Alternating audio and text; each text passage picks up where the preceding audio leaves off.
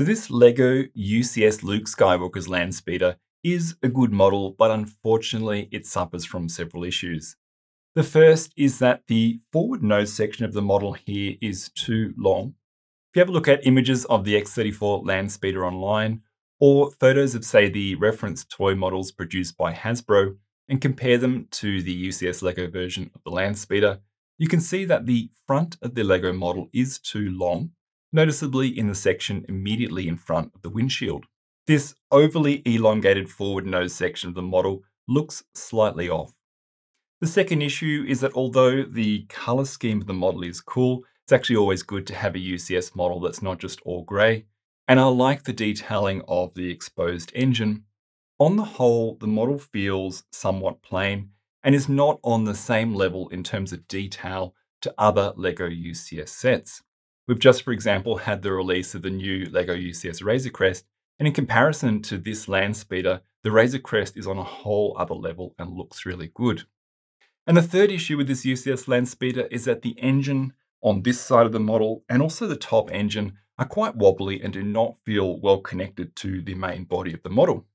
Correcting these issues sounds like the perfect challenge for me here at CraftedBricks, so I'm going to hand you over to a future Simon who hopefully has designed some mods to fix these issues. Okay, so fixing and modifying this LEGO set proved to be more challenging and took a lot longer than I expected, but after several weeks of work, I'm extremely happy with how my modified model has turned out.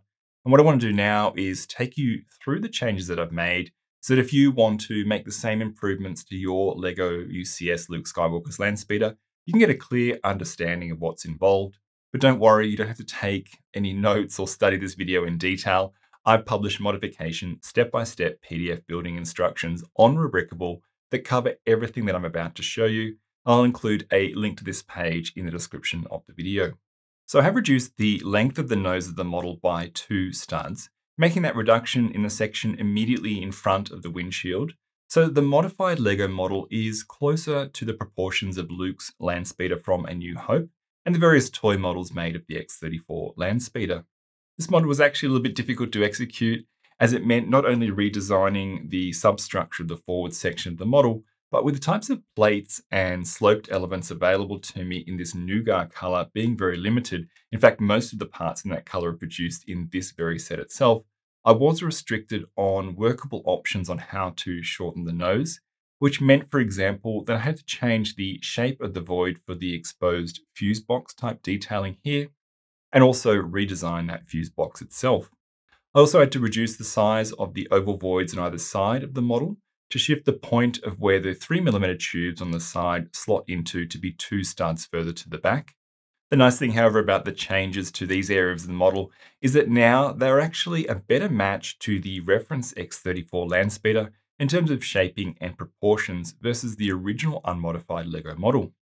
Although this was a challenge, I feel the result is surprisingly good.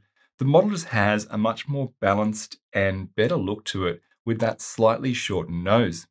Here's a view of the standard model before the change, and now after.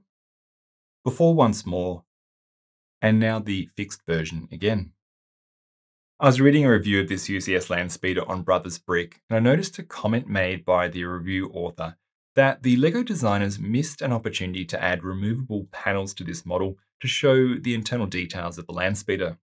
So I thought adding in the internal details and removable panels could be a fun mod to do. So studying this diagram from the Star Wars Complete Vehicles Cross-Sections book and using it as my reference, I've given this model a comprehensive overhaul to add removable panels at the rear of the model, which once removed expose the anti-gravitation units and power generators of the Landspeeder. I've tried to get the shapes, proportions, and colors of these technical details to be represented accurately in LEGO form. And at the front of the model, I've added further removable panels, which once lifted off show the fuel tank in the center, cabling, pipework, and technical substructure details. Once again, I've used the diagram in the Star Wars Complete Vehicles Cross-Sections book as my reference when designing these internal details, modeling everything up in Studio. As you can imagine with these modifications, I've had to redesign much of the internal structure of the model, both at the front and the rear, to accommodate the new voids and all the internal details. And achieving a curved look at the front of the model in this area was particularly difficult, given the Lego elements used for the nose having this stepped-in shape. But I'm very happy with what I've landed on for all of these internal exposed details. I think they look awesome, and I feel these changes have elevated the look and the level of detail of this model to be Ultimate Collector Series worthy. I personally like displaying the model with all the panels off so that you can see all of these interesting internal details. But another good option for display is to have the panels on the left side on and the ones on the right hand side off, which means you get a sense of both the internal details of the Landspeeder on one side and for the other side, how the Landspeeder looks like when it's operating normally. With so many changes needed to the model, if you've already built your Landspeeder and you want to add these internal details to modify your set to look like what I'm showing, you will need to temporarily remove the engines, windshield, and side tubes, and then completely disassemble the nose and body of the model, restarting the build again from step 1, following my PDF instructions versus the standard Lego building instructions. It was just not possible to make building instructions that had you only gutting the void spaces of the standard model to add in all these technical details. As you can imagine, I've had to change the way some of the model bodywork components are supported and joined together. And I've also had to make a lot of part color changes. The inside of the standard model is somewhat of a rainbow of crazy colored parts. That said, the cockpit area of the model I've predominantly left unchanged. So if you do these modifications, you'll find the build is near identical for that area of the model to the original. I've just added in these two printed elements to the consoles on the dashboard that were missing from the standard model. In terms of dealing with the left-hand side and top engine wobble issue, let's take a look at the left-hand side engine first. We see the engine is connected to the main body of the model by these white half-connected pins with a stud and some 3L bars. These socket into holes built into the internal structure of the engine. The issue is that these pins and bars have a lot of play and movement, as you can see, which is the root cause of the engine wobble. All you need to do to fix this issue is to remove the white half pins and replace them with the new half pins with friction ridges version. The result is far less movement of the connecting bars and a less wobbly engine. It's not perfect, but is a definite improvement and is a super easy fix to do. As for the top engine, it is a little different. The cause of the wobble are these two 5M Brown axles in the center vertical support assembly that socket into the rear of the body of the main model. As you can see again, we have a lot of play and movement here in these axles. So adding one of those half pin with friction ridges parts to the hole between the axles and then threading on the thin 3L beam seems to stiffen this up a lot.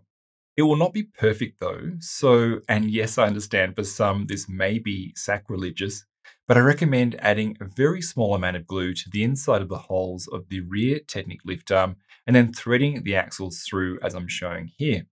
By the way, please be careful to only use a very small amount of glue if you do this. You do not want excess glue spilling out and ruining your Lego parts. But after this is done, refitted, and the engine remounted, as you can see, there's much reduced wobble for this top engine. Again, it's not perfect, but is a definite improvement over the standard Lego model. If you would like to upgrade your model with the fixes and changes that I've presented in this video, then once again, the instructions, but also the information on the additional parts you'll need to do the changes can be found on Rubricable, and the link you need is in the description section below. I'd also recommend that you check out the high-res photos that I took of my modified model that I've published on Brickshelf. As this series of mods took me several weeks to design, test, and put the building instructions together, I am charging a small fee for this instruction set. I do appreciate that many of my Lego mod instructions I've published in the past are published for free, but I hope that you can understand that going forward for some of the mocks and very complex mod instructions like this one that I design, I'll be putting them up for as paid instructions, as I'd like to one day be able to make YouTube videos and designing Lego models and set modifications as my full-time thing. Now, just preempting some questions that I know people will ask. The angled acrylic stands you've seen in this video that I'm displaying my model on are from iDisplayIt, and I'll put a link to where you can purchase them from in the description of the video. But that said, the modified Landspeeder will sit perfectly well on the standard Lego stand.